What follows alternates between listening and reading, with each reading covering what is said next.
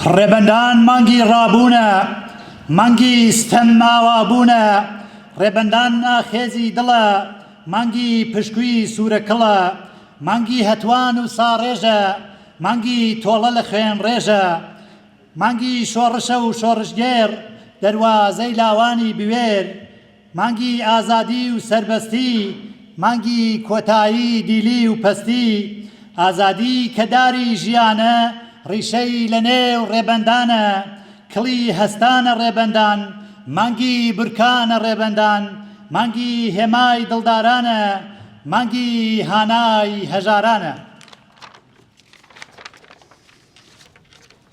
بەشداران و میوانان و نوێنەرانی حیزب و ڕێکخراوە سیاسیەکان، سڵاو ئەم کاتتان باش.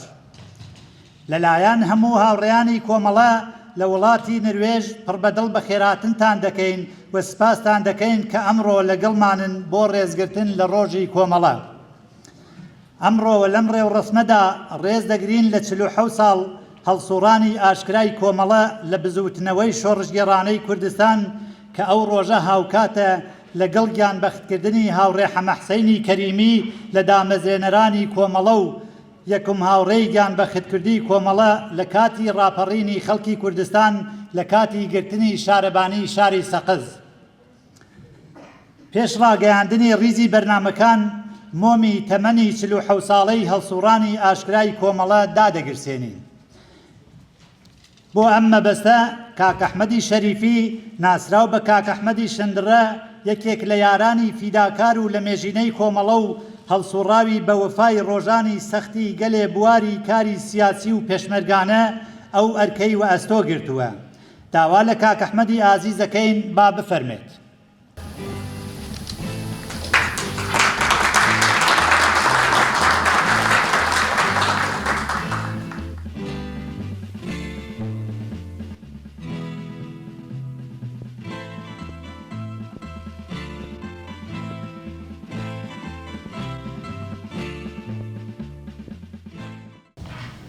سڵاوێکی گەرم بۆ هەموو ئێوەی ئازیز هاوڕێیانی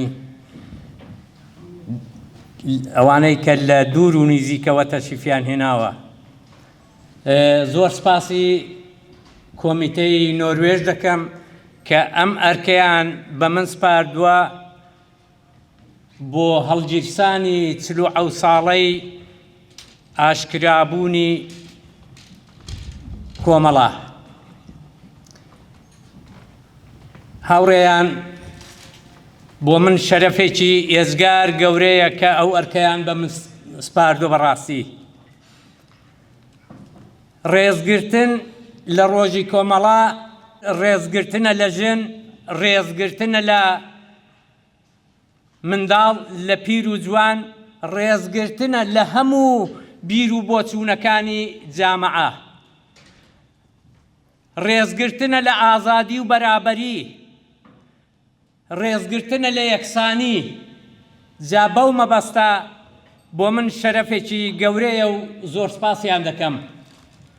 هاوڕێیان ئەگەر ئیجازەم بدەن دەمەوێت پیرۆزبایی بکەم لە هەموو ئەو ئینسانانەی کە ڕۆژێک لە ڕۆژان لە نێو ڕیزەکانی کۆمەڵەدا فعالیەتیان کردووە. پیرۆزبایی دەکەم لە هەموو ئەو بنەماڵانەی کە ڕۆڵەکانیان لە ناو ڕیزەکانی کۆمەڵەی لە دەستداوە یا بە شێوەیەک کەوتونە زیندان و بریندار بوون. سەری ڕێز و نەوازشدا دەنوێنم بۆ هەموو ئەو ئینسانانەی کە گیانیان بەخت کردووە لەو ڕێگایەدا و پیرۆزبایی دەکەم لە ئێوەش و لە خۆشم. هاوڕێیان، من زۆرتان سەرنایەشێنم، زۆر بەختەوەرم کە ئێستیا من لە خزمەت ئێوەی ئازیزدام.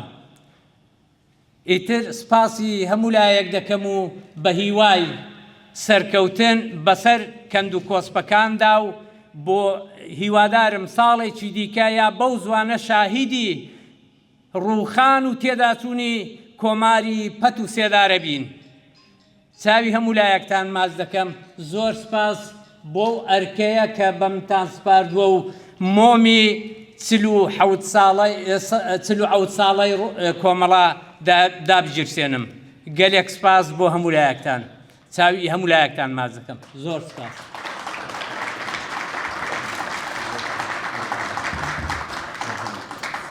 زۆر سپاس بۆ هاوڕێی ئازیزمان کاک ئەحمەدی خۆشەویست. بەشداربووانی ئازیز، جارێکی تر سڵاو. بەڕێزان، ڕیزی بەرنامەکانی ئەم ڕێوڕەسمە بەم جۆرەیە. سەرەتا ڕێوڕەسمەکەمان بە سرودی ئەنتەرناسیۆناڵ، سرودی هاوپشتی جیهانی کرێکاران دەست پێ دەکەین. پاشان بۆ ڕێزگرتن لە یادی هەموو گیانبەختکردوانی ڕیزەکانی کۆمەڵە و بۆ ڕێزگرتن لە یادی هەموو ئەو ئینسانانەی کە گیانیان لە پێناو ئازادی و بەختەوەری ئینسانە بەخت کرد، دەقەیەک بێدەنگی ڕادەگرین و بێدەنگیەکەمان بە سرودێک دەشکێنین. دواتر هاوڕێ ڕەزا فەتحی ئەندامی کومیتەی کۆمەڵە لە نروێژ پەیامی کومیتەی ناوەندی کۆمەڵە پێشکەش دەکات. لە نێو بەرنامەکەشدا هاوڕێیان ئەحمەدی بازگری شاعر و کاک محەممەدی قادری و کەریمی ئەحمەدی شێعر و پەخشان پێشکەش دەکەن. بەشی هونەری ڕێوڕەسمەکە بە بەشداری سرودبێژان نیزام مەلازادە و فەریبورز کەریمی بەڕێوە دەچێت. هەر لێرەدا پێویستە بڵێن کە بەداخەوە ماوەیەک لەوە و پێش هاوڕێ نەسرین شجاعی، هاوڕێی هەمیشە و دڵسۆز و فیداکاری کۆمەڵە لە وڵاتی نروێژ بۆ هەمیشە بەهۆی نەخۆشی ماڵاوایی لە ژیان کرد و خەمێکی گەورەی خستە دڵمان. وێڕای ڕێزگرتن لە یادی هاوڕێ نەسرین لەسەر درێژەدان بە ڕێگای ئەو و هەموو ئازیزانی گیانبەختکردومان بەردەوام دەبین. ئێستاش ڕێوڕەسمی ڕێزگرتن لە ڕۆژی کۆمەڵە بە سرودی ئەنتەرناسیۆناڵ دەست پێ دەکەین.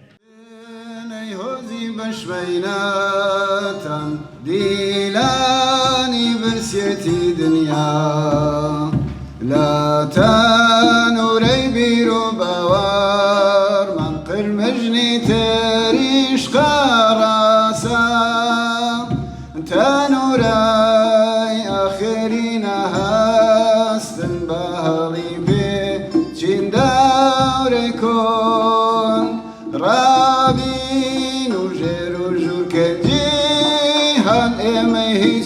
بقشت أي كويلان آخرين شر سار ومال بايقلت بين هبلان بانترناسيونال رزقار دبي إنسان آخرين شر سار ومال بايقرت بين هبلان بانترناسيونال رزقار دبي إنسان دا سالة در رزقار مناكن نشان شيخنا أسمان باخو من برزقاري رابي أي خيري برهم هنا ران رزقاري قشتي بورها كنجان لبندو مالا تلان خومان أقر خشكين وبوكتين بقرما وقرمي أسمان آخرين شر سار ومال بايقرت بين هبلان بانترناسيونال رزقار دبي إنسان آخرين شر سار ومال بايقرت بين هبلان بانترناسيونال رزقار دبي إنسان. بۆ ڕێزگرتن لە یادی بەرزی کاک حەمەحسەینی کەریمی و هەموو گیانبەختکردوانی ڕێبازی ڕزگاری دەقەیەک بێدەنگی ڕادەگرین.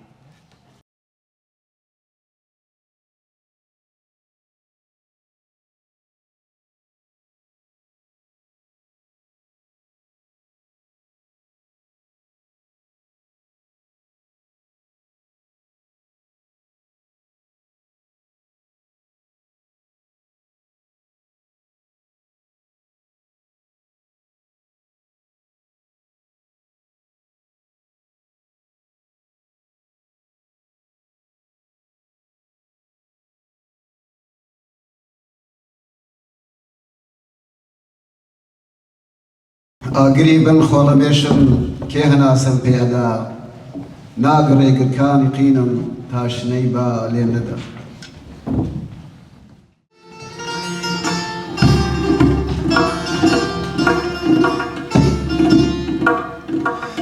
قريبا خول بيشم كيهنا سمبيادا قريبا خول بيشم كيهنا سمبيادا ناقريقر كان قينم تشريبا لمنادا ناقريقر كان قينم تشريبا لمنادا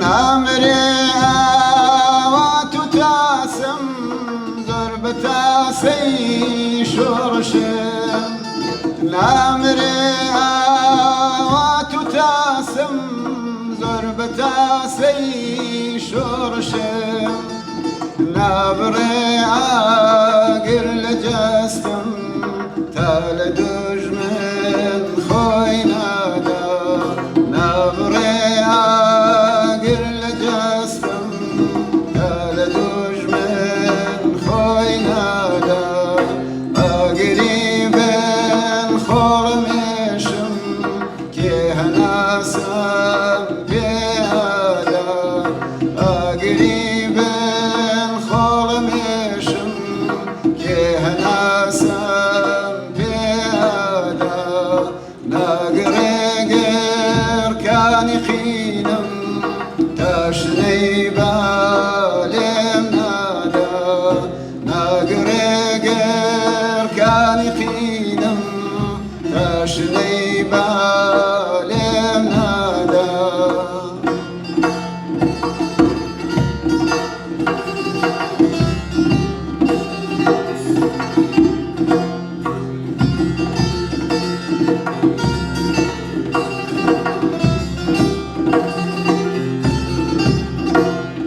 نامري وتتاسم زربتاسي شرشم نامري وتتاسم زربتاسي شرشم نابري عاقر لجستم تال دجمن خوينادا نابري عاقر لجستم تال دجمن خوينادا نابري عاقر لجستم تال دجمن خوينادا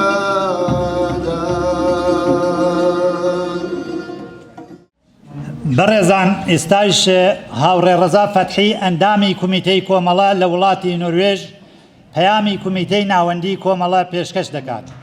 هاوڕێ ڕەزا تکایە فەرموو.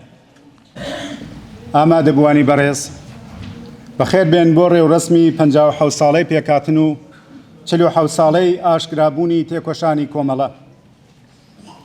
لەم بۆنەیەدا و پێش هەموو شتێک سپاسی بێپایانی خۆمان پێشکەش دەکەین بە کۆمەڵانی خەڵکی تێکۆشەری کوردستان کارگیز پشتیوانی خۆیان لە کۆمەڵە دریغ نەکرد و بە هەموو شێوەیەک پشت و پەنای بوون. یادی گیانبەختکردوانی ڕێبازی کۆمەڵە و حزبی کۆمۆنیستی ئێران دەکەینەوە کە چ لە ڕیزی هێزی پێشمەرگەدا و چ لە زیندانەکانی ڕژیمدا بە بەختکردنی گیانی خۆیان وەک ئەستەرەیەکی درەوشاوە ڕێگەی بەردەوامبوون و بەرەو پێشچوونی ئەمەیان ڕۆشن کردەوە. سەری ڕێزدا دەنەوێنین بۆ بنەماڵە سەربەرزەکانیان کە بە سەبووری خۆیان وانەی خۆڕاگریان بە ئێمەدا. هاوخەمی خۆمان لەگەڵ بنەماڵەی هەزاران گیانبەختکردووی کۆمەڵکوژی 18 و 19 بە فرانباری ئەم ساڵ لە ئێران بەدەستی جنایەتکارانی کۆماری ئیسلامی دەردەبڕین. درود دەنێرین بۆ زیندانیانی سیاسی خۆراگر کە ئێستا لە سیاچاڵەکانی ڕژیمدا ئەسیرن و لەسەر ڕێباز و ئامانجەکانی خۆیان بەردەوامن. ڕێز دەگرین لە خەباتی هەزاران تێکۆشەری ڕێبازی کۆمەڵە لە ناوە و دەرەوەی وڵات کە تەمەنی لاویەتی خۆیان لە ڕیزەکانی کۆمەڵەدا تێپەر کرد و تەنانەت بەشێکی زۆریان لەو پێناوەدا ڕەنجی کەمەندانبوونیان تەحمل کرد. درود دەنێرین بۆ یادی هاوڕێی ڕابەر و دامەزرێنەر کاک حەمەحسێنی کەریمی کە ڕۆژی کۆمەڵە ساڕۆژی گیانبەخکردنیەتی. بەڕێزان، ئەمسا ڕۆژی کۆمەڵە لە بارودۆخێکدا بەڕێوە دەبین کە لەلایەکەوە ژیانی کۆمەڵانی خەڵکی کرێکار و زەحمەتکێش وەکەم داهات لە کوردستان و لە گشت ئێران لە ڕووی ئابووری و بەڕێوەچوون لە ئاستێکی وەها دژواردایە کە لە مێژووی 50 ساڵی ڕابردوودا وێنەی نەبووە. کۆماری ئیسلامی کە چەندین خەیرانی چارە هەڵنەگەر بەربینگی پێگرتووە لەلایەکەوە باری ئابووری ئەو خەیرانانە بەسەر کۆمەڵانی خەڵکدا دەشکێنێتەوە و لەلایەکی ترەوە بۆمانەوەی خۆی بەبێ پلان لە تاریکیدا پەل دەکوتێت. ئەم ڕژیمە بەرامبەر بەم بارودۆخە پەنای بۆ تەنها ڕێگە چارەیەک کە بۆی ماوەتەوە واتە بەکارهێنانی زۆر و سەرکوت دەبات و بە دەڕندانەترین و بێویژدانەترین شێوە خستوویەتە کار. لەوەها بارودۆخێکدایە کە تازەترین گەڕی دانوستانەکانی نێوان ئەمریکا و کۆماری ئیسلامی ئێران بەڕێوە دەچێت. بۆ گەلێک کەس ئەوە پرسیارە کە ئەمریکا و کۆماری ئیسلامی بەرەو سازان و پێکاتن دەچن یان شەڕێکی دیکەش لە نێوانیاندا لە ڕێدایە. ئەم پرسیارە دوو وەڵامی زیاتر نییە. یەکەمیان ئەگەری هەنگاونانە بەرەو شەڕ. لەم ئەگەرەدا ڕێبەری کۆماری ئیسلامی داواکاریەکانی ئەمریکا ڕەت دەکاتەوە و دانوستاندن شکست دەهێنێت. دەرەنجامی وەها ئەگەرێک دەتوانێت بریتی بێت لە پەرەسەندنی زیاتری گۆشاری سیاسی و ئابووری و سەرنجام هێرشی نظامی ئەمریکا و ئیسرائیل بۆ سەر ئێران. لەم حاڵەتەدا بێگومان کۆماری ئیسلامی لەقەدەر توانای خۆی دەست دەکاتەوە و بە هێرشی موشەکی بۆ سەر پێگەکانی ئەمریکا لە وڵاتانی دەوروبەر وەڵام دەداتەوە. وا پێدەچێت بۆ نمونە هەرێمی کوردستان کە پێگەی ئەمریکای تێدایە یەکێ لە ئامانجەکان بێت. هاوسەنگی هێز نیشان دەدات کام شەڕە ناتوانێت درێژخایەن بێت. دەرەنجامی ململانەیەکی لەو شێوەیە بریتی دەبێت لە شکستی کۆماری ئیسلامی و قبولکردنی ڕێکەوتن. هەڵبەت ئەمجار لە پێگەیەکی لاواسترەوە. لەم پرۆسەیەدا گۆڕانکاری لە پێکاتەی دەسەڵات لە ئێراندا دوو لە چاوەڕوانی نییە. ڕەنگە ڕوخسارە سەرەکیەکانی ڕژیم جێگەی خۆیان بدەن بەو هێزانەی کە پوتانسیەل و توانایی گەیشتن بە جۆرێک لە ڕێکەوتن لەگەڵ ئەمریکایان هەبێت. بە واتایەکی تر شکست لە مەیدانی شەڕدا دەتوانێت ببێتە هۆی سەر لە نوێ ڕێخستنەوەی بە ناچاری ڕێبەری سیاسی لە ناو سیستەمی کۆماری ئیسلامیدا. ئەگەری دووهەمیان سازشکردنە بە مەبەستی ڕێگریکردن لە شەڕ. لەم ئەگەرەدا کۆماری ئیسلامی بۆ پێشگرتن لە ڕوبەڕووبوونەوەی نظامی مل بە سازش ئەدات و مەرجە سەرەکیەکانی ئەمریکا قبول دەکات. بەڵام لەم حاڵەتەشدا پاشەکشەیەکی لەو شێوەیە بەبێ گۆڕانکاری لە ڕوخسار و پێکاتەی دەسەڵاتدا گەلێک دژوار دەبێت. بە مەبەستی ئیدارەدانی دەرەنجامی ناوخۆیی و دەرەکیەکانی سازان حکوومەت ناچار دەبێت هەیکەلی سیاسی خۆی سەر لە نوێدا بڕێژێتەوە. لەم حاڵەتەشدا تەنانەت ئەگەر شەڕیش ڕوونەدات کۆماری ئیسلامی ناچار بە پاشەکشەی گرنگ و بەرچاو دەبێت. پاشەکشەیەک کە نیشانەی لاوازبوونی دەسەڵاتەکەی و کەمبوونەوەی توانای مانۆڕی سیاسی دەبێت. خاڵی هاوبەشی هەردوو ئەگەرەکە لاوازبوونی زیاتری کۆماری ئیسلامی ئێرانە.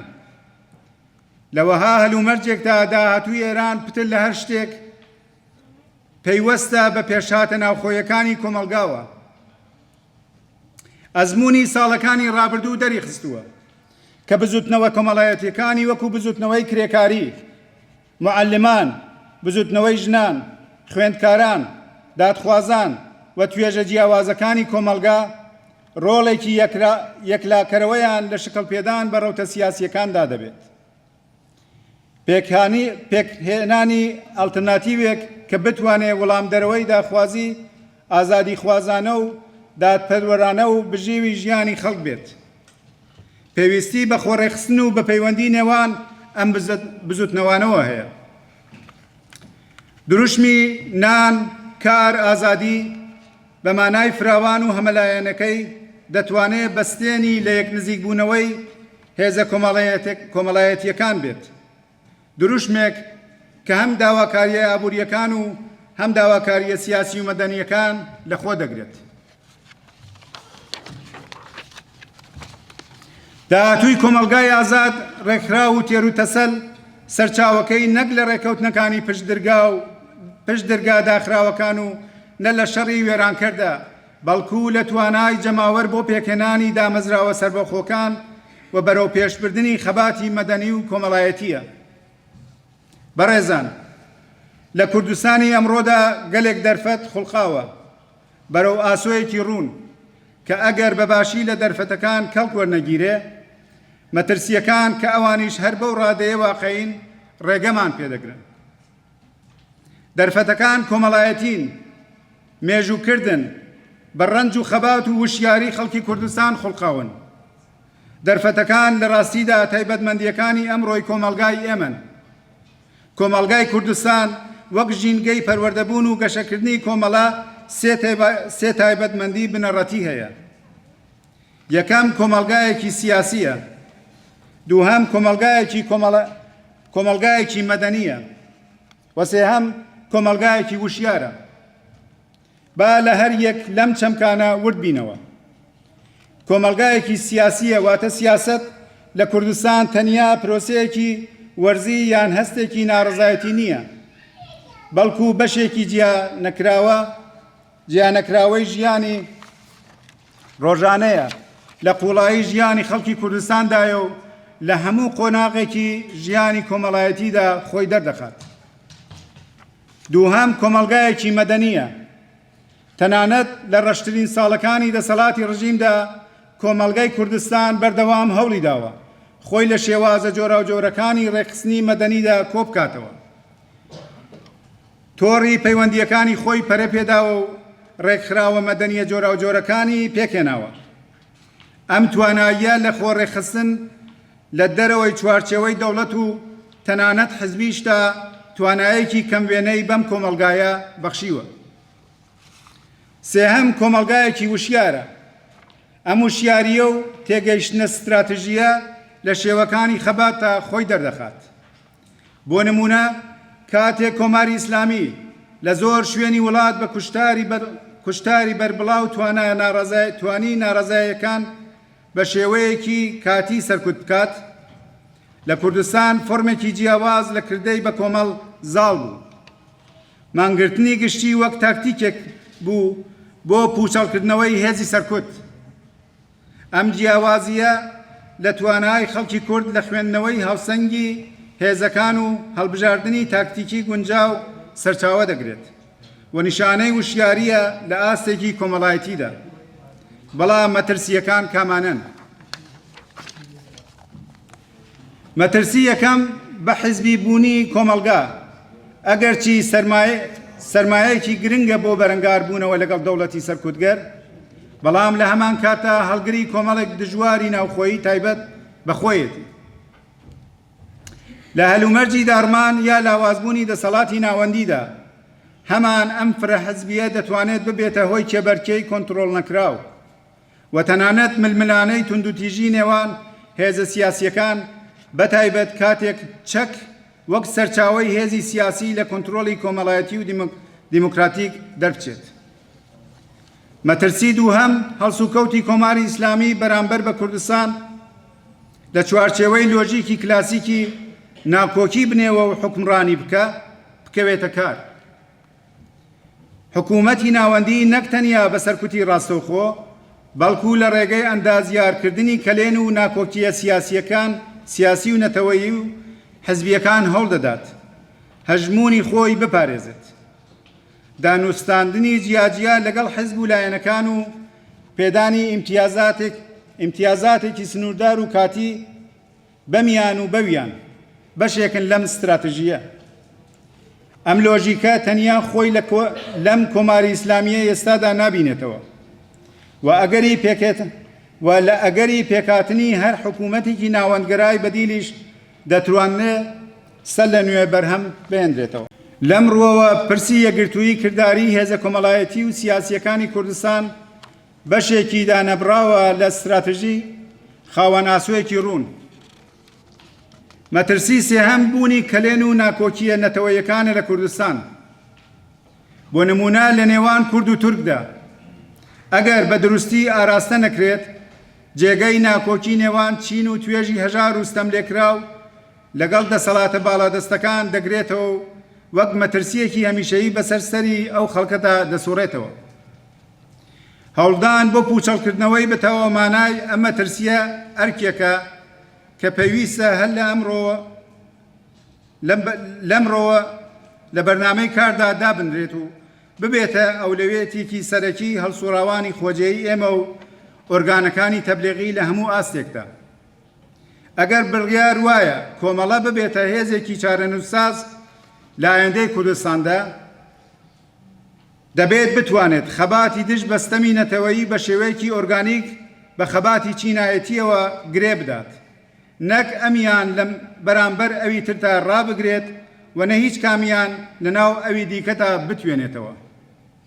ئەم پەیوەندیە تەنیا لە ڕێگەی سیاسەتێکی یەکسان خوازانە دژە ڕەگەزپەرستی و دژە شۆڤینیستیەوە ممکن دەبێت. بەڕێزان، لە هەلومەرجی لاوازبوونی حکوومەتی ناوەندیدا ئەگەری پێکاتنی ئەوەی کە دەتوانین پێ بڵێن دەسەڵاتی دوولایەنە لە کوردستان زیاترە لە ناوچەکانی تر. ناوەند و دامەزراوە خۆ ڕێوەبەریە جەماوەریەکان هاوشانی پاشماوەکانی پێکاتەی فەرمی دەوڵەت دەتوانن پێک بێن. شۆڕاکان بنکەکان و جۆرەکانی تری ڕێکخراوبوونی لە خوارەوە بۆ سەرەوە دەتوانن ببنە بەستێنی تەمرینی ڕاستۆخۆی دەسەڵاتی جەماوەر. ئێمە پێویستە بەرەو پێشوازی لەم جۆرە دەستکەوتانە و پاراستن و بەهێزکردنیان هەنگاو هەڵبگرین. بەڵام ئەزمموی ئێمە دەری دەخات کە دەسەڵاتی دوولایەنە و تەنانەت یەکلایی بوونەوەی دەسەڵاتیش تەنیا لە کوردستان بەبێ چارەسەرکردنی پرسی دەسەڵات لە ناوەند بەردەوام نابێت تا ئەو کاتەی کە پێکاتەی دەوڵەت لە تاران نەگۆڕێت. هەر دەستکەوتێکی لوکاڵی بە پێی هاوسەنگی هێز تەنیا دەتوانێت کاتی بێت.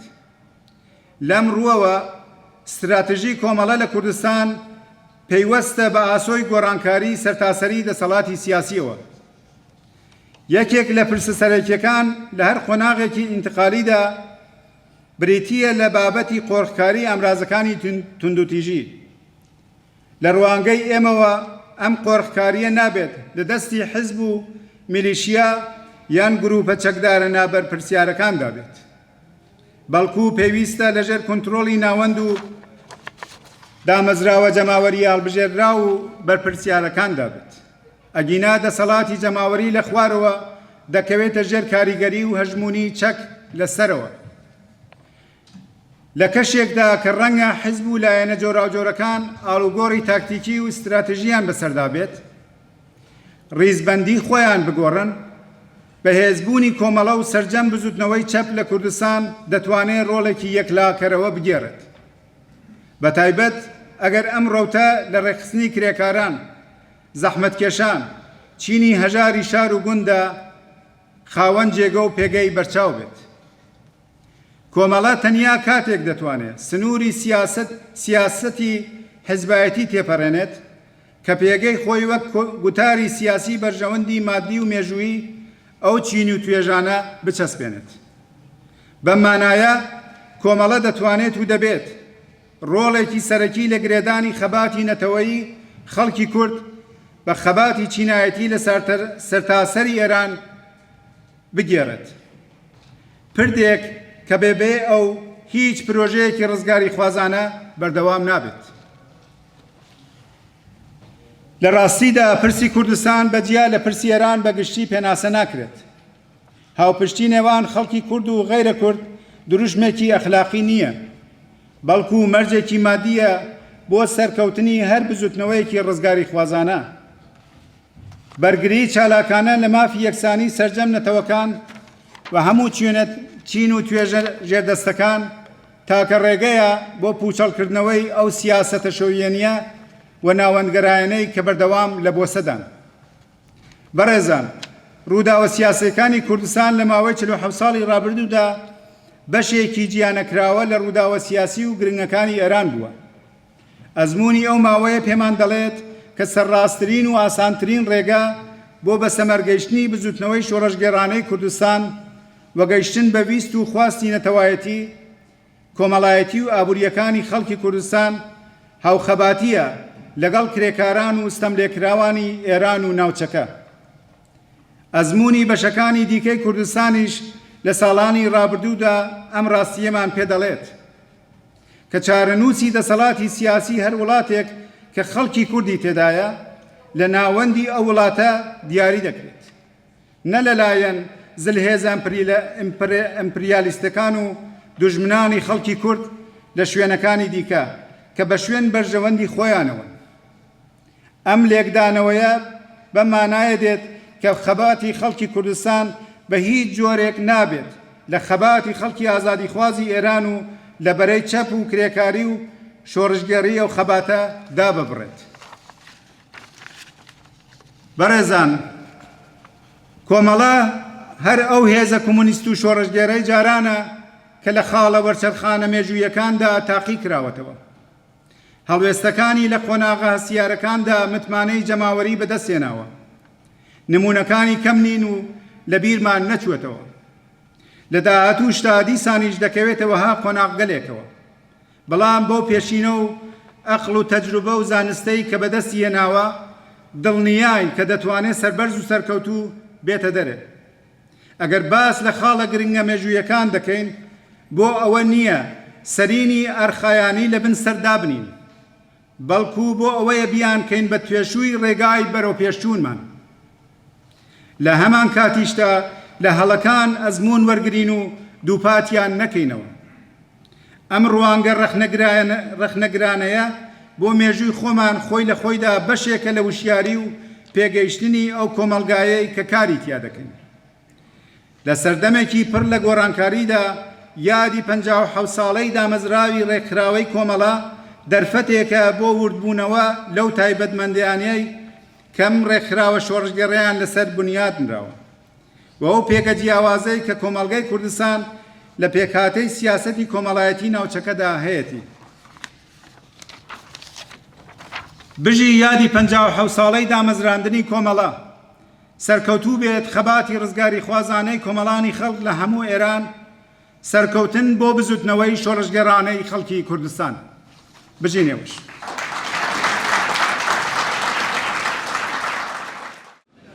ڕۆژی کۆمەڵە بە هیوەی عەزیز و هەروەها بۆ هەموو خەڵکی زەحمەتکێشی دنیا پیرۆزبایی ئەڵێم. ئێستا لە یەکی لە گۆرانیەکانی کە بەڕاستی لە هەموو ئەو ڕێگای ئازادی و مبارزە کە کراوە کە لە نەزەر من گەورەترین ئەو سەرمایەی کە ماو یعنی ئەو ئەنقلابە ژەنجیان ئازادیە بوو. من بە ئێحترامە ئەو مەسەڵەی ژەنجیان ئازادی یەکەم گۆرانی کە بۆ دایکان و هەروەها بۆ ژنان وتراوە پێشکەشتان کەم. لە خزمەتانم.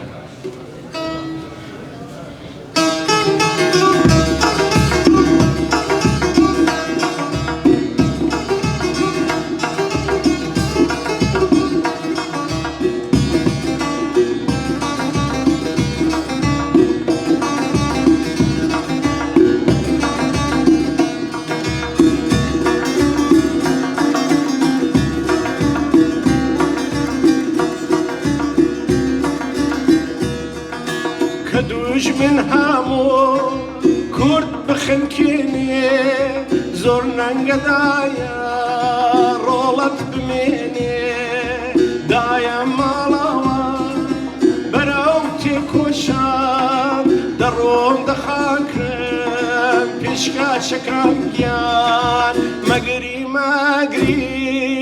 دایە مەگری دایە مەگری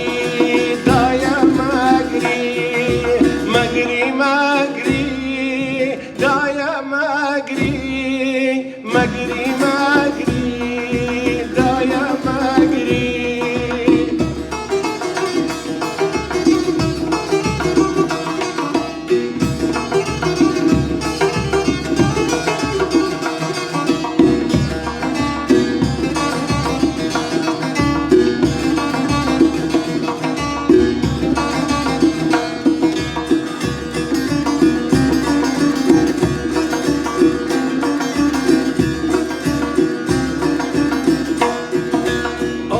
هەژارانەی بەرگولە درام ئەو دڵسۆزانەی بە پێت خنکێرام چاوەڕێ منن هەبیان بسێنم زۆر نەنگەدایە ڕۆڵەت بمێنێ مەگری دایە مەگری دایە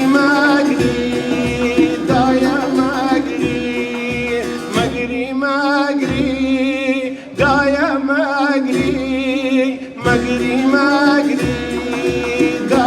مەگری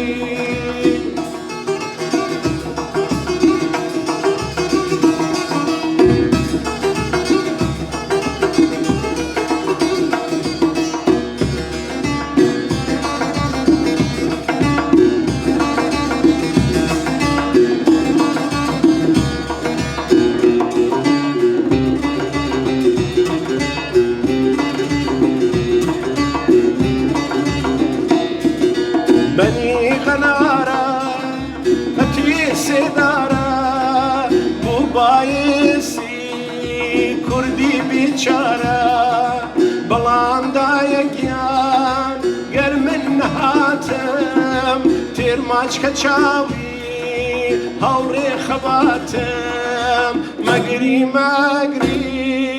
دایە مەگری دایە دایە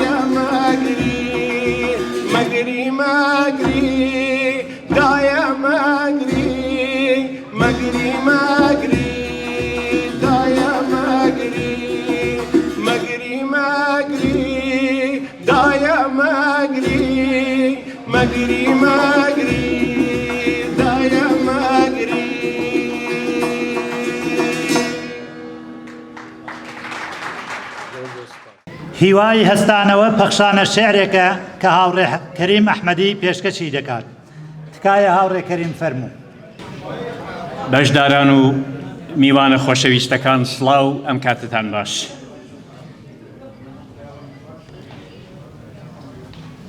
لەو پەڕی بێ هیواییدا من هیوای هەستانەوە و من وزە و ورەی خرۆشانم گوێرا دێرە من کۆمەڵەم.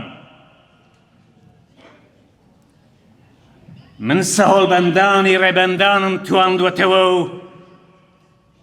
هەموو قوش بنێشیم خاکەم کردووەتە گوڵە نێرگز و هیوای ژیانەوەم کردووە بە گیانی سروشدا. من داری هەزار ڕیشەم و ڕەگم ڕۆچۆتە نێوەم خاکە و هەموو قوش بنێشیم کوردستانم لە خۆ گرتووە و بە هیچ زریان و ڕەشەبایەک لە بن نایەم. من هەڵقوڵاو لە ناخیم خەڵکەوەم، من کۆمەڵەم. من هاوشانی دا پیرەی پشکۆمەوە بوو، مامەی دەست کەڵەشیم و هەموو هەنگاوێکم وەستارێشکردنەوەی برینەکان و هیوا بە دوا ڕۆژێکی گەشە. من دەنجی هەژار و جوتیاری ئارەق لە نێو چاوان ئاژین بووی کوردستانم و ڕێنیشاندەری ڕێگەی ڕزگاری. من فوعادم، من بە کۆڵە پشتیەکەی کۆڵمەوە سارێشکەرەوەی ژان و ئازاری برینی بێبەشانی ئەم خاکەم و موژدەدەری هەستانەوەی سەر لە نوێ. من قوتابخانەکەی دکتۆر جەعفەرم. من یەکەم پێش قەراوڵی لە گۆڕنانی زنجیری ساواک و دار و کەلەپچەی دەستی شۆڕە سوارانی ئەو سەردەمم. من هەڵگری ڕێبازەکەی کاک هەمەحسێنم. من کۆمەڵام. من زمانی ئاگرینی شۆڕشم و لە قاودەری کرنووش و دەنجی ڕەسا و دژی چۆکدادانم. من هەڵقوڵاوی ڕێبازەکەی کاک سدیقم. من گوردان شۆڕە سوارانی شارەزای سەنگەر و قاڵ بووی ژیانی شار و شاخم وەک کاکخانە. من لولەی کەنجی گەڕهاوێژی دەستی پێشمەرگەم. ناسنامەی من ڕێبازی سۆری ڕزگاریە. من دەنجی ڕەسای شەقام و بەگشدا چووی تاریکی و موژدەبەخشی سەڵای ئازادیم. من کۆمەڵام. ئێرە دەنگ و ئێرە ڕەنجی کۆمەڵەیە. سپاس بۆ جۆگرتان. لەگەڵ سڵاو و ڕێز بە خێراتنتان دەکەم هاوڕێیان و بەشداربووانی بەڕێز پیرۆزبایی ڕۆژی کۆمەڵەتان لێ دەکەم. کۆمەڵانی خەڵکی زەحمەتکێش و ئازار چێشتووی کوردستان، ڕۆژی کۆمەڵە ڕۆژی ڕێزلێنان لە خەباتی بێوچان و بێرارایی دەیان و سەدان ڕۆڵەی ئازیزی کە لە داوێنی ئێوەی خۆشەویست پەروەردە بوون.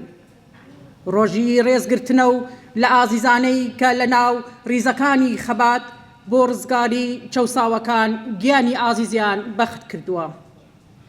لەم ڕۆژەدا و جارێکی تر ڕاشکاروانە ڕادەگەیەنین کە تەنیا ڕێزگرتن لەو ئازیزانە گەرم و گوڕ ڕادەگەین و کۆڕی خەبات و تێکۆشانە تا گەیشتن بە ئامانجە سەربەرزەکانیان تەنیا ڕوخانی کۆماری ئیسلامی لە ڕێگای خەباتی جەماوەری و دامەزراندنی دەسەڵاتێکی خەڵکیە کە دەتوانێت مەرهەمێک بێت بۆ ئازاری دایکانی جەرگسوتاو.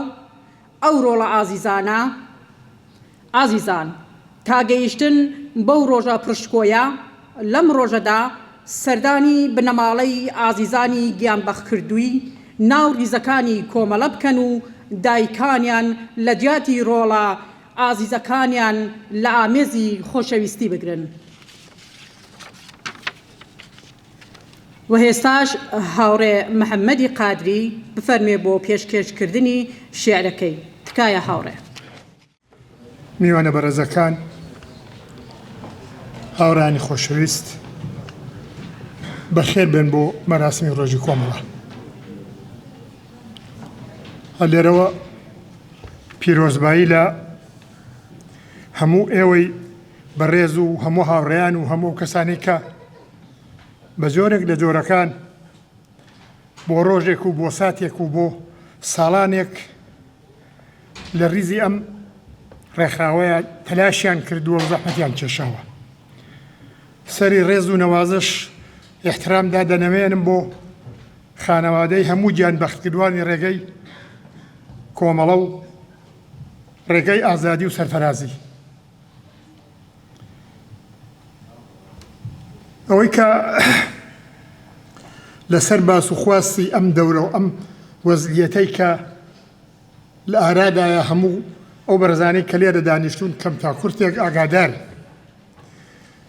و بە ئەو ڕفیقانەی منیش بە تێر و تەسەلی بە جۆرێک باسی وەزعیەتیان کرد. من نامەوێت لەسەر ئەو بابەتە بڕۆم و سەرتان زۆرتر بێشێنم، بەڵام لەم هەلومەردەدا لە ڕوانگەی منەوە دوو کارەسات ڕووی داوە کە من بە چسفەتی حاڵی خۆم بە پێی وەزعیەتێکە لێ حاڵی بووم بۆ هەر کام لەو ڕووداوانەی کە لەم شەرایەتەیە یەکێکیان لە هێران قەماوەیەکیان لە کوردستان پێم خۆش بووە لە پەخشانە شعرێک یا لە دوو پەخشانە شعرە هەڵوێستی خۆم ڕوانگەی خۆم پێشکەش بێەوە بکەم.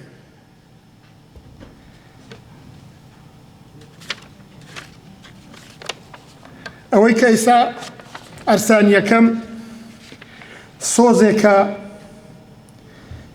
بۆ ئەو گیانبەختکردوانەی کە لە دەیمانگی 1404 لە ئێران لە کوردستان ڕووی داوە.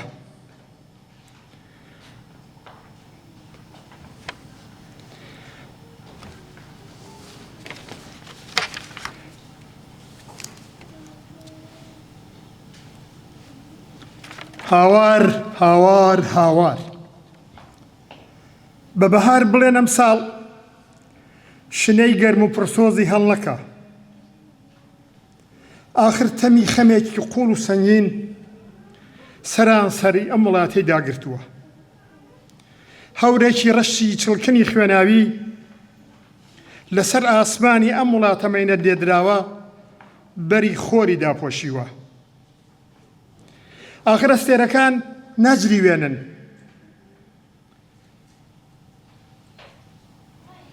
لەسەر ئاسمانی ئەم وڵاتە مەینە لێدراوە بەری خۆری داپۆشیوە.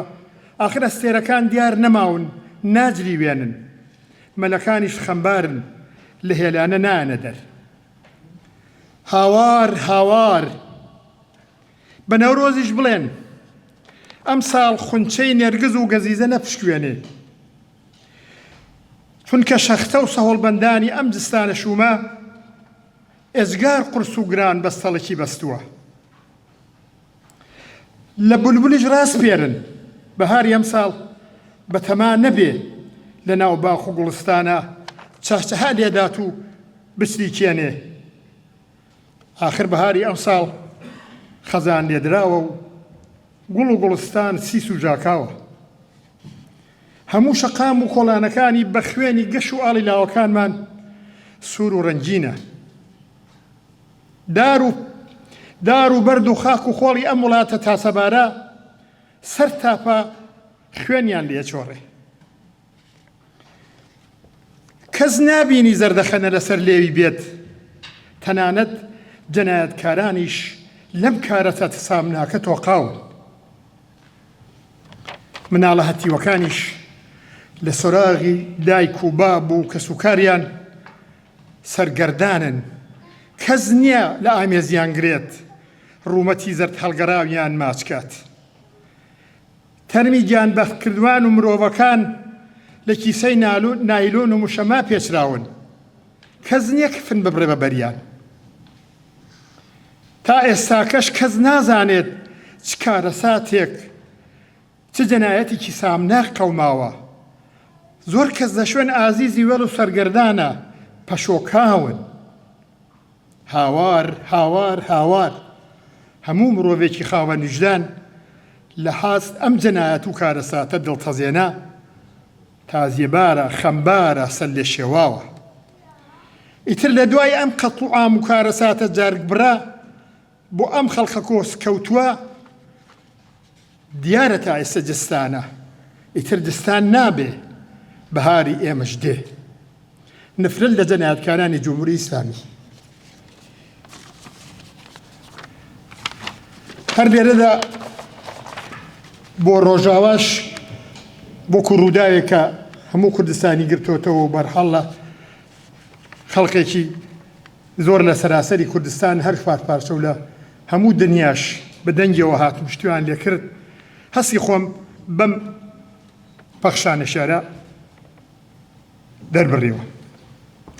بۆ ڕۆژاوای سەربەرز ئەی ڕۆژاوا سەربەرزەکەم ئەم جارەیان دژمنان و ناحەزانت بە پیلانێکی قێزەون و نەزۆک بە تەما بوون نامردانە لە پشتەوە خەنجەری ژەراوی لێبۆشێنن.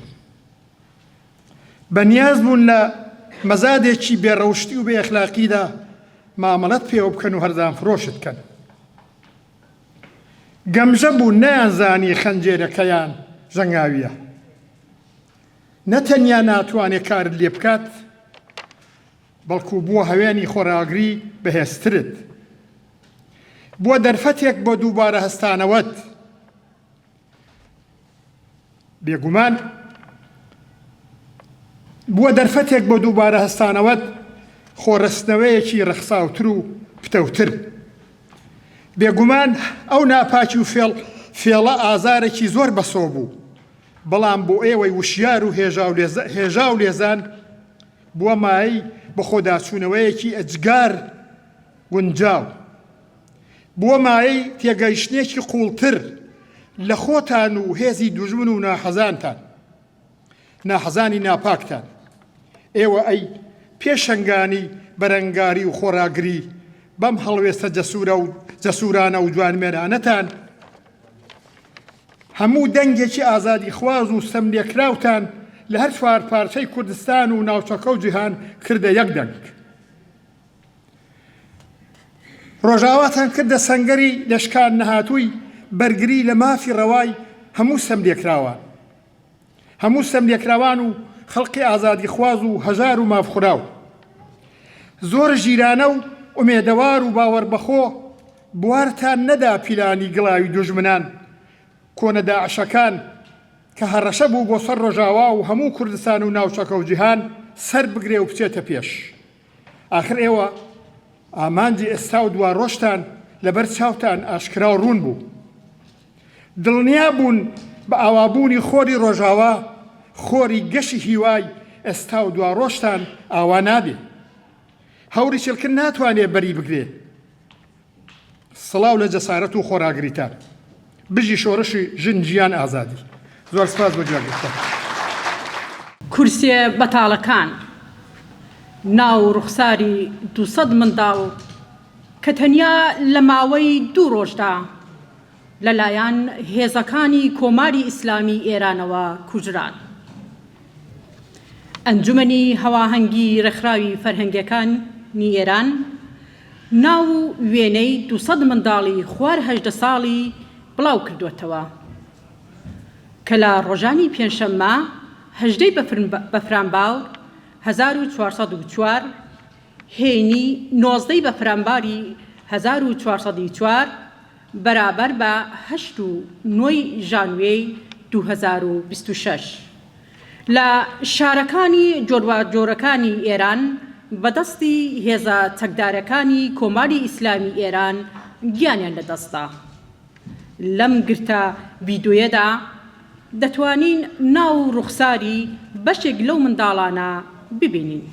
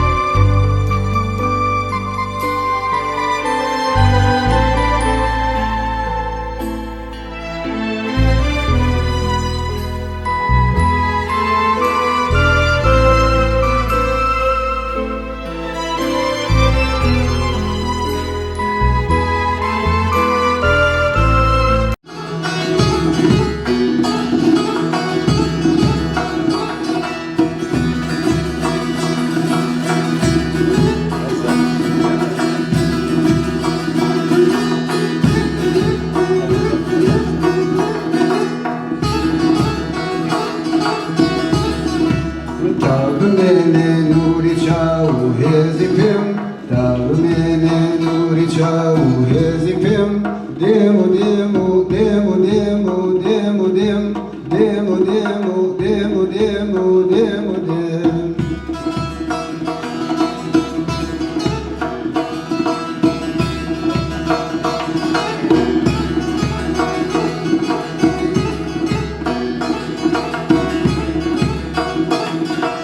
کوردەواری ئەی وڵات جوانەکەم ڕۆڵەکەم خێزانەکەم باوانەکەم کوردەواری ئەی وڵات جوانەکەم ڕۆڵەکەم خێزانەکەم باوانەکەم ئەی ئەوانەی قەت لە بیرم ناشنەوە هێستا بمبینن دەبێ بمناسنەوە ئەی ئەوانەی قەت لە بیرم ناشنەوە هێستا بمبینن دەبێ بمناسنەوە تا بمێنێ نوری چاو و هێزی پێم تا بمێنێ نوری چاو و هێزی پێم دێم و دێم و دێم و دێم و دێم و دێم دێم و دێم و دێم و دێم و دێم و دێم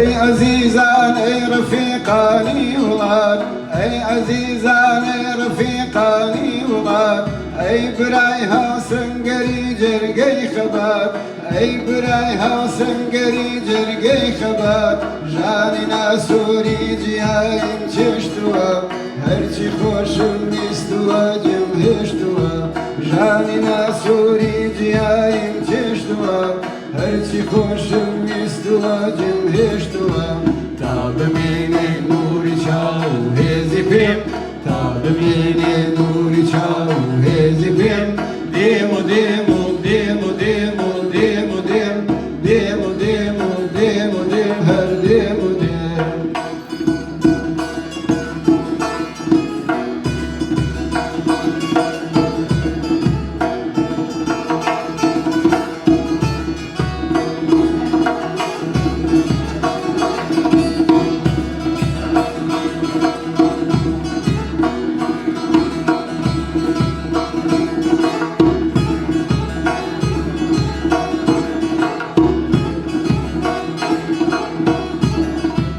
دێم بەرەو بەو هەواری باسەفا دێم بەرەو بەو هەواری باسەفا دێم بەرەو لاغێ بەرەو کانگەی وەفا دێم و هەڵدەم ژەم شنەی کوێستانی کورد دێم و دەچما شەوڕنی وێستانی کورد دێم و دەڵدەم ژەم شنەی کوێستانی کورد دێم و دەچما شەوڕنی وێستانی کورد تا بمێنێ نوری چاو و هێزی پێم تا بمێنێ نوری چاو و هێزی پێم دێم و دێم و دێم و دێم و دێم و دێم دێم و دێم و دێم و دێم هەر دێم و دێم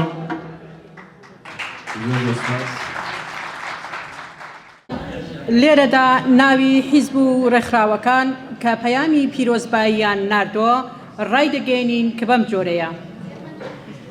پەیامی پیرۆزبایی چەپکە گوڵی یەکێتی نیشتیمانی کوردستان، پەیامی پیرۆزبایی حیزبی دیموکراتی کوردستانی ئێران، چەپکە گوڵی پیرۆزبایی پارتی ژیانی ئازادی کوردستان پێژاک، پەیامی حیزبی کۆمونیستی کرێکاری ئێران حەوزەی نۆروێژ، پەیام و چەپکە گوڵی پیرۆزبایی شوڕایی هاوپشتی لەگەڵ خەڵکی ئێران. سپاس و پێزانینی خۆمان پێشکەش بەو حیزب و ڕێکخراوانە دەکەین و هاوکات سپاس بۆ بەشداریتان لە ڕێوڕەسمی ڕۆژی کۆمەڵەدا. ئازیزان، شاعری شۆڕژگێر و پێشمەرگە، شاعری گەنجینەیەک لە شێعری شۆڕژگێرانە کاک ئەحمەدی بازگەر ئەم ئێوارەیە بە پێشکەشکردنی شێر لەگەڵمانە. وێڕای بەخێرهاتنی گەرمی کاک ئەحمەد داوای لێ دەکەین بفەرمێت بۆ ئێرە. تکایە.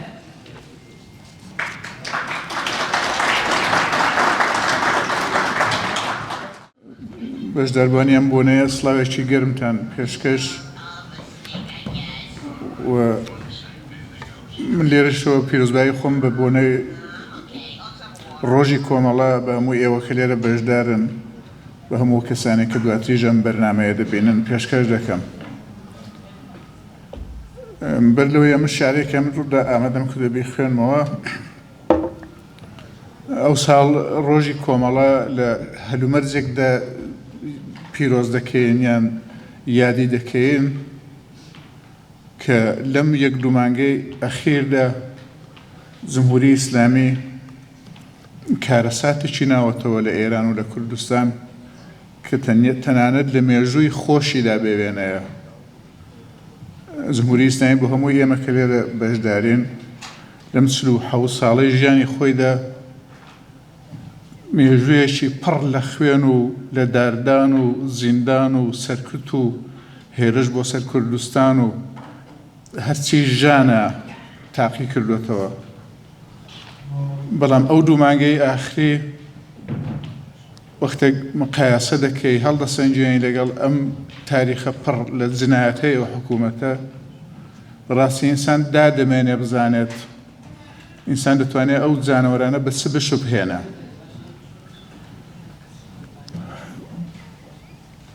زۆر کەس جمهوری ئیسلامی دەڵێ کۆماری سێدارە. کۆماری سێدارە بە بڕۆی من تعبیرە کە دەکرێت لە مسرعی شعرێکدا یان لە بۆنەیەکی تایبەتیدا بەم حکوومەتەی بڵێ. بەڵام کۆماری سێدارە تەواو پێناسەی حکوومەتی جمهوری ئیسلامی نییە. ئەم جمهوری ئیسلامی لە توولی حیاتیدا بە شدەت زیدی ژن بووە، بە شدەت دژی منداڵ بووە، دژی هەموو پێشکەوتووی خوازی و پێشکەوتوویەکی فەرهەنگی و هونەری بووە.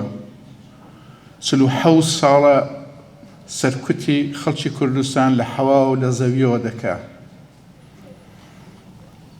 لیستی ئەم بنیادەمانەی کە بێت تاوان یان بە تاوانی فکر ئەو حکوومەتەدا ئەعدام کراون ئەوەندە دوور و درێژە کە لە ئەژمار نایە. هەر بۆیە کۆماری سێدارە فقط نازناوێکی لایەنێکی زۆر کەم لە حکوومەتی جمهوری ئیسلامیە. ئەمن دەزانم هەموو ئێوەش زۆر جار بەتەبێت لەو ڕۆژانەی ئاخریدا لەو دوو مانگەدا ئێستش کەم لیستیان منداڵانە نیمکەتایی خالی نیشانرە. ئەمن بۆ خۆم بەڕاستی دەرەقەتی ئەوە نایام چاو لەو عەکسانە بکەم. ئەوەندە ژان دەخاتە دڵی ئینسانەوە. هەر بۆیە بۆ هەمووانمان ئەو پرسیارە هاتووەتە پێشێ من دڵنیام کە ئەوانە چن دەکرێت بە چیان بشوبهێنێ لەگەڵ شوێی تاریخ وەک یەک دەچنەوانە هەتا کەنجی ئەوانە ئاوە بێشوبهە و بێ گرێ و گۆڵ ئاوە ئینسان دەکوژن منداڵ دەکوژن هیچ شتێکیانە لەوەی کە ژمنانی کەسانی نایرانی خۆیان قەتڵی عام بکەن. ئەم تەوزیحەم بۆیەدا ئەم شعرەیە من باسی ئەو هەستە دەکات کە کێشەیەکی دەرونی خودی منە لەگەڵ پێناسەکردنی جمهوری ئیسلامی. چوو شەیەک ئینسان بەکاربێنە بڵێ ئەوانە وەک ئەوە دەچن. چ حەیوانێک چ جانەوەرێک هەرچی حەیوان دڕەندەترینەکەشی بۆوە نابێت ئەو بێ نازیەی لەگەڵ بکەی ئەو ناحەقەی دەرحەق بکەی کە بە جمهوری ئیسلامی بشوبهێنێ. دڕەندەترین جانەوەریش هەموویان شایستەی باشترین وەسفن لە مقابل جمهوری ئیسلامیدا.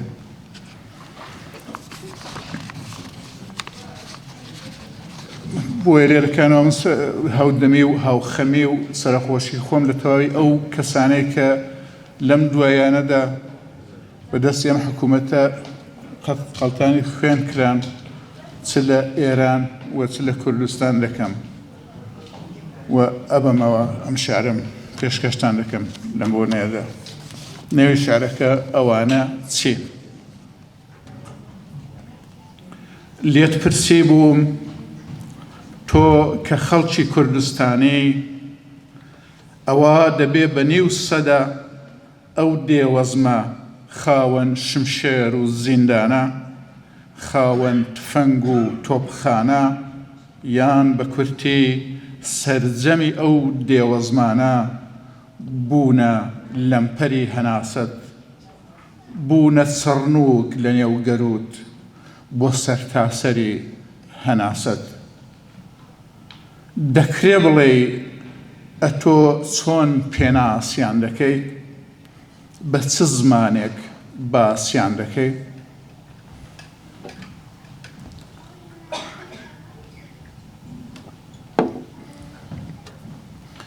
بۆ نووسی بووم بە درێژایی ئەو نیو سەدە بە پانتایی ئەو نیو سەدە ئێوە دەغڵی ژێر بەرداشی ئاشی شەڕی ئەو وەیشومەن نیو سەدەیە دەتان هاڕێ و پشووی گەڕی ئەو وەیشومەن نیو سەدەیە لە شەقامی شارەکانتان داری سێدارە هەڵدەخرێت نیو سەدەیە لە ئاسمانی شارەکانتان تەیارەی بۆمڕێژ هەڵدەفڕێ نیو سەدەیە کۆرپەکانتان بەلانکەوە دەسووتێندرێن نیو سەدەیە پیرەکانتان لە نێو دەریای خەمە دەخنچێندرێن نیو سەدەیە ژەهری گەندەڵترین باوەڕ بە وڵاتتاندا دەپژێنن نیو سەدەیە لێتان بوونە کۆسپ و بربەستی هیواکان پەرداخی ئاوی ئاواتان یەک لە دوای یەک لێ دەڕژێنن نیو سەدەیە بەردەوام و بێفسانەوە هەر دەکوژنەوە و سەر دەبڕن وشەی بزۆزی نێو زمانتان دەرزی و سوژن ئاژن دەکەن دڵ و ڕوحتان و گشت گیانتان نیو سەدەیە لە مەڵبەندە جوانەکەتان هەوڵ دەدەن بەرچاو ڕوونی و پێشکەوتوویی ورد و خاشکەن لە کەوی دەن لە بێژینجی دەن دای بێژن نیو سەدەیە بەڵام ئێوە لە دوای هەر غەدر و زەورێکە هەڵدەستنەوە و لە جێی هەر دارێکی کەوتوو سەد نەمامی نوێ دەنێژن نیو سەدەیە لە نێو فەرهەنگی ئێوەدا ژن لەگەڵ پیاوان یەکسانە نیو سەدەیە تەمیان بۆ نەخراوەتە سەر گلێنەتان هەرچەند دەرووی ڕێتان تەموو مژ و خۆڵبارانە لێت پرسی بووم دەکرێ بڵێ ئەتۆ چۆن پێناسیان دەکەی بە چ زمانێک باسییان دەکەی بۆ نووسی بووم نیو سەدەیە لەبەر یەکدان ڕەنگی ئێوە و مشاریوان ڕحمی ئێوە و ئازاریوان نیو سەدەیە دەنجی ئێوە بەڕوونی دێ و هاوار دەکەن ژن و ژیان و ئازادی نیو سەدەیە بەڵام ئەوان شەڵاڵی خوێنی دەکەن هەموو پشوویەکی شادی لێت پرسی بووم نیو سەدەیە لەو شەڕەنا بەرابەرە هەر بە تەنیان نیو سەدەیە بۆ هەر جێیەک پەناتان برد هەر بە تەنیا هێشترانەوە و هەر بێپەنان لێت پرسی بووم تۆ کە خەڵکی کوردستانی ئەوە دەبێت بە نیو سەدە ئەو دێوەزمە خاوەن شمشێر و زیندانە خاوەن تفەنگ و تۆپخانە یان با بە کورتی زۆر بڵێم سەرجەمی ئەو دێوەزمانە بوونە لەمپەری هەناسەت بوونە چڕنووک لە نێو گەروت بۆ سەرتاسەری هەناسەت دەکرێ بڵێ ئەتۆ چۆن پێناسیان دەکەی بە چ زمانێک باسییان دەکەی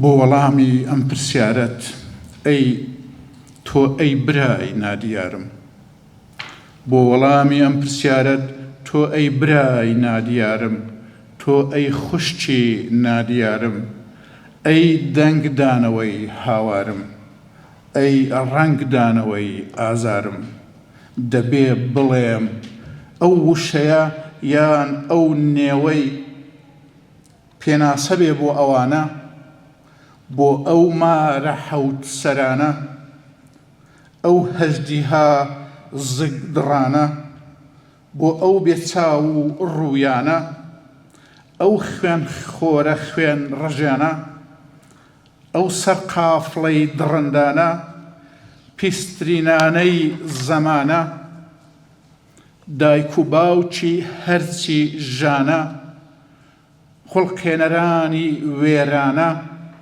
ئەو ئاخوند و عەمامانە ئەو کانگای ڕەشە کوژیانە ئەو پیر و مناڵ کوژانە ئەو زار و داوێن پیسانە ئەوەی لە تۆرەی ئەمانە تۆ گەرەکتە بە وشەیەک پێناسیان کەم یان بە زمانێک نێوچیان ببڕم و باسیان کەم تۆ ئەی برای نادیارم تۆ ئەی خوشتی نادیارم ئەی دەنگدانەوەی هاوارم ئەی ڕەنگدانەوەی ئازارم شەرمەزارم ئەو وشەیە یان ئەو نێوە کە بۆ ئەمان پێناسە بێ هێشتا هەر لەدایک نەبووە و دڵنیاژ نیم بڵێم بەڕێوە زۆر سپاسان دەکەم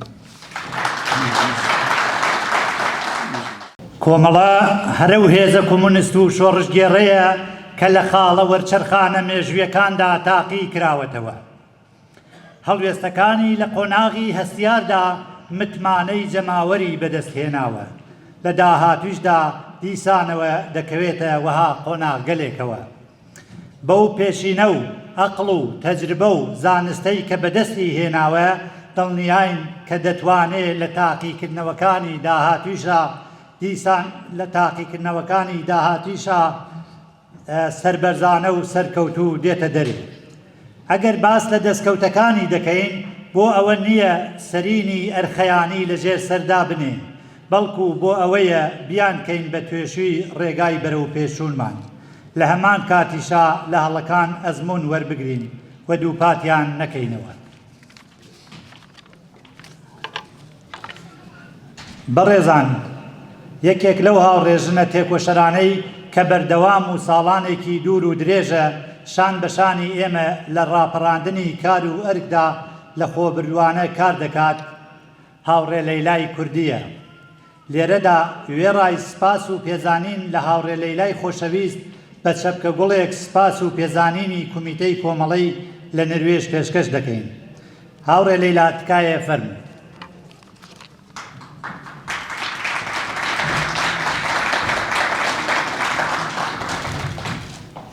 زۆر سپاس لازمی ناکرد بەو زەحمەتە کارێکم نەکردووە ئەگەر کارێکیشم کردوێت بە وەزیفەی خۆمەزانم من فرە بەختەوەرم کە لە بنەماڵنا و بنەماڵەی کۆمەڵە گەورە بووم و ناو هاوڕیانی کۆمەڵە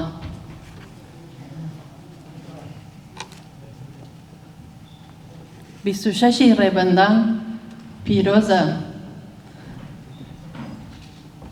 لە کرێکاران و زەحمەتکێشان و هاوڕیانی کۆمەڵە و ئەندامانی کۆمەڵە و کۆمیتەی کۆمەڵە هەر شەکاوە بێ ئاڵای سووری کۆمەڵە پیرۆزە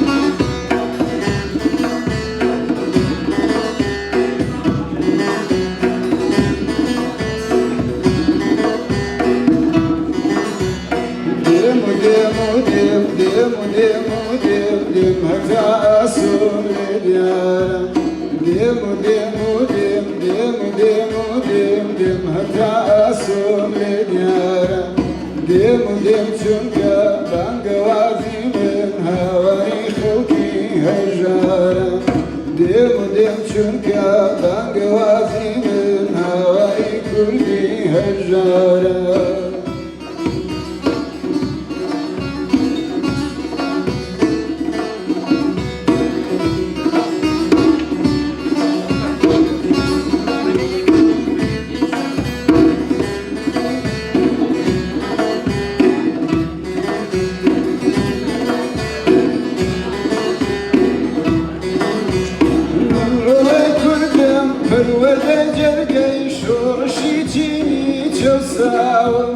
من روي كردم فالوردة جرقي شورشي تيني تشساوا بش بسلمايا دنيا بالبشتي او قرقانها قرساوا دش بسلمايا دنيا بالبشتي او قرقانها قرساوا ديمو ديمو ديم ديمو ديمو ديم ديم هتا أسوم لديارم ديم وديم چونكا بانقوازي من هواري خلقي هجارم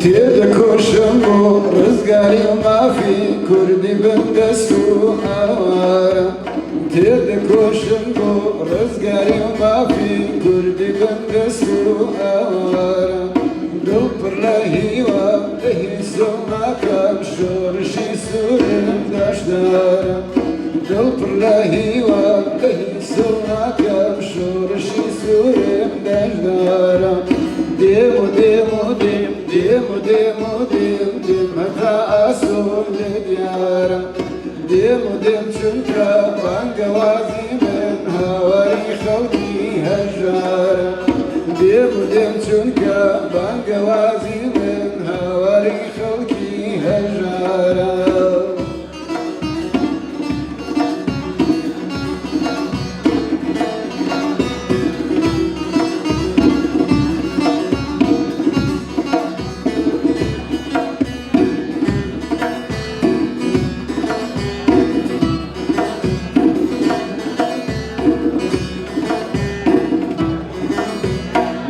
بيان هني او قزم قموا وقتها بيمو جرداستا من بيان هني او قزم قموا وقتها بيمو جرداستا خارعي كوري اقري سورم اقري سوركي كردوستان خارعي كوري اقري سورم اقري سوركي كردوستان ديمو ديمو ديم ديمو ديمو ديم ديم هتا أسوم لديارم ديمو ديم چونكا بانقوازي من هواري كردي هجارم ديمو ديم چونكا بانقوازي من هواري خلقي هجارم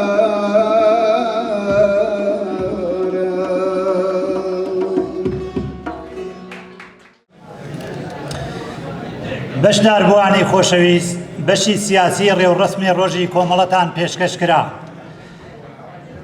دەزانن کە لە ماوەی ڕابردوودا و لە جەریانی ئاخێزی سەراسەری خەڵکی وەگیان هاتووی بەشی هەرە زۆری ناوچە و شارە جۆراوجۆرەکانی ئێران و کوردستان هەزاران و بگرە دەیان هەزار خەڵکی بێتاوان بە دەستی ڕێژیمی جەنایەتکاری ئیسلامی خەڵتانی خوێن کران و گیانیان لێ ئەسێندرا و بەم جۆرە جەنایەتێکیان خوڵقان کە لە مێژووی ئێراندا بێوێ نەبوو.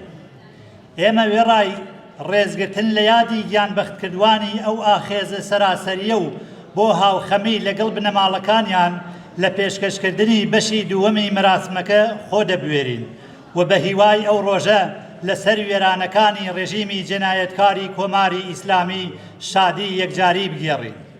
جارێکی دیکەش لە دڵەوە بە خێرهاتنتان پێ دەڵێن سپاستان دەکەین کە لەم یادەدا لەگەڵمان بوون، بەختەوەری و سلامەتیتان ئاواتەخوازی. هاوڕێیان، باقی کاتێک کە بەدەستمانەوە ماوە لە خزمەت ئێوەی ئازیزا دەبین کە ئەو ئازیزانەی کە بیانەوێ ماوەیەکی تر لێرە لەگەڵمان بمێننەوە. هاوڕێیانی کۆڕی سرود لێرە ئەمێننەوە و سرود پێشکەشەکەن. جارێکی تری سپاس بۆ گشتان.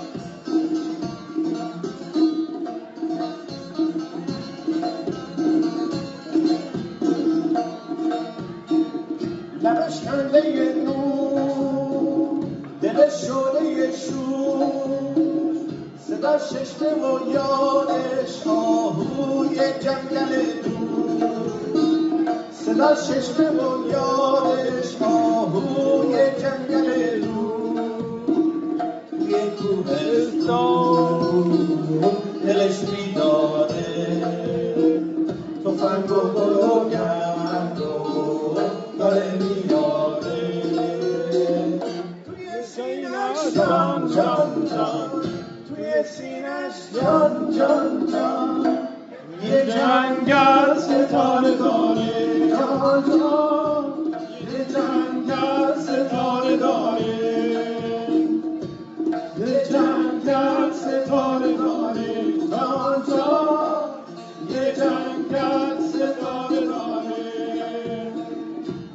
یه جنگل ستاره داره جان جان یه جنگل ستاره داره.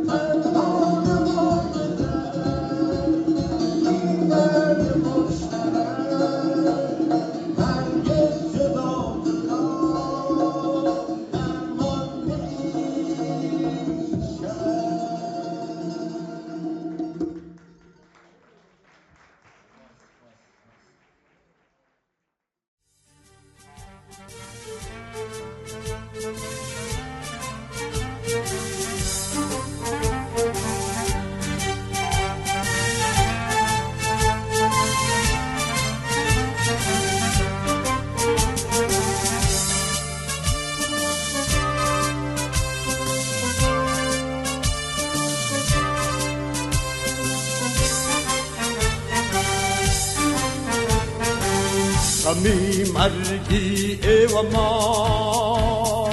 لای سرشانی که وطن رمان غمی مرگی ایومان نای سرشانی که و کندمان کمی ایوا تو ریوخین کمی ایوا توجموتی کمی ایوا پینگو ازو با پیشی بردی بری بیانی آزادی دلن همو لمکی شادی یادتن بکن لبر بیانی شادی آزادی یادتن بکن لبر بیانی شادی آزادی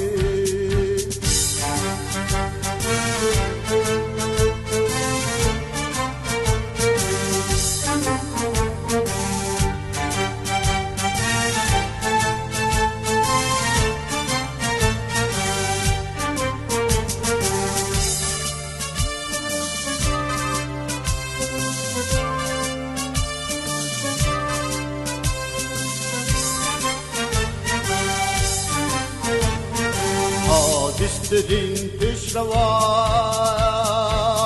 ورو به باکیتن سامی مرگی تک شکار مرگی به باکانتان زبونی سر تودکرانی اشکر از راد kolay piru bawartan irade pittevi emay bahamunwan kami ewa turayuqin kami ewa tawajmutin kami ewa tingu hezbu bo peshi berde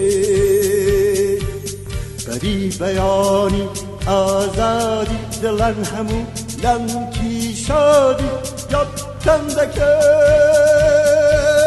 خبر بیانی شادی آزادی یادتن بکن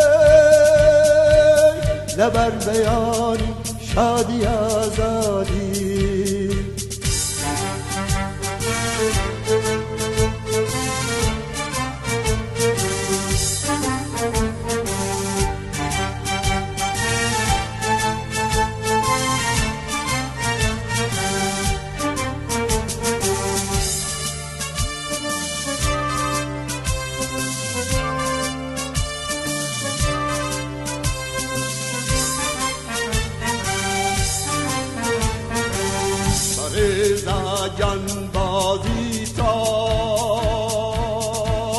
امر بازی اوی بریزاره رزگاریا رزگاری باشی انسان bu sosyalizm bu azadi yekjariya خمی ایوا تو ریوقین خمی ایوا تبزموتین خمی ایوا تینگو هزبو بو پیشی بده بری بیانی آزادی دلن همو لنکی شادی یادتن بکن نبر بیانی شادی آزادی یادتن بکن نبر بیانی شادی آزادی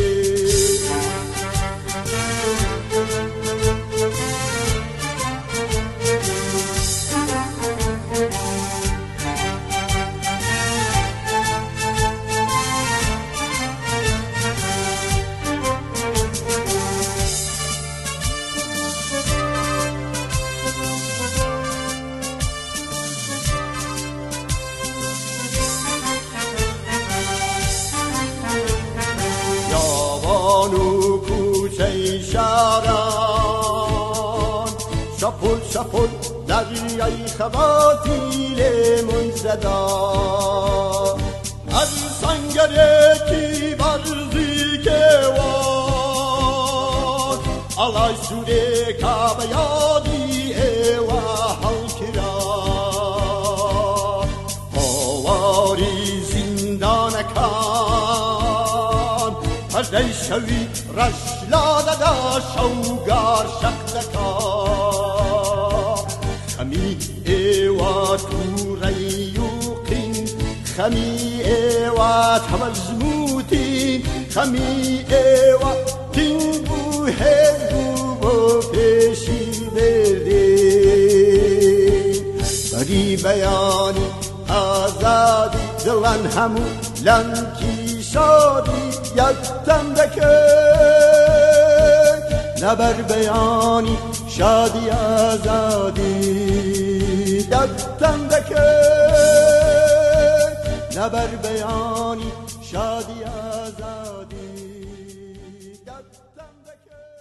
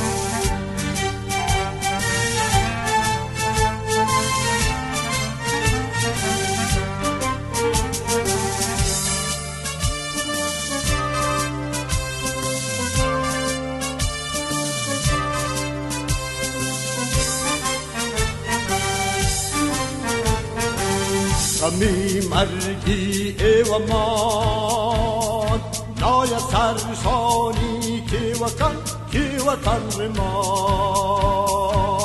غمی مرگی ایومان نای سرشانی که وکن رمان غمی ایوا تو ریوخین غمی ایوا توجموتی غمی ایوا بینگو ازو با پیشی بردی بری بیانی آزادی دلن همو لنکی شادی یادتن بکن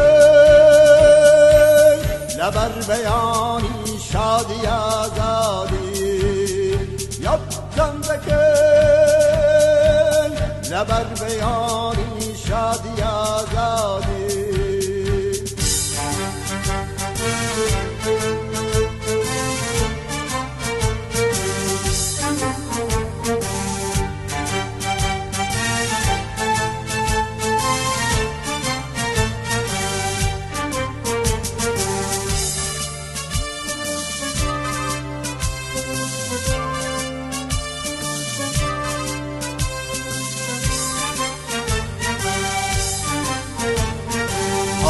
دسترین پیشروان ورو به باکیتن سامی مرگی تکشکان مرگی به باکانتان زبونی سر تودکرانی اشک رازران olay پیرو باورتان اراده تتوی ایمی با همونوان خمی ایوا تو ریوخین خمی ایوا توجموتین خمی ایوا تینگو هزو با پیشی برده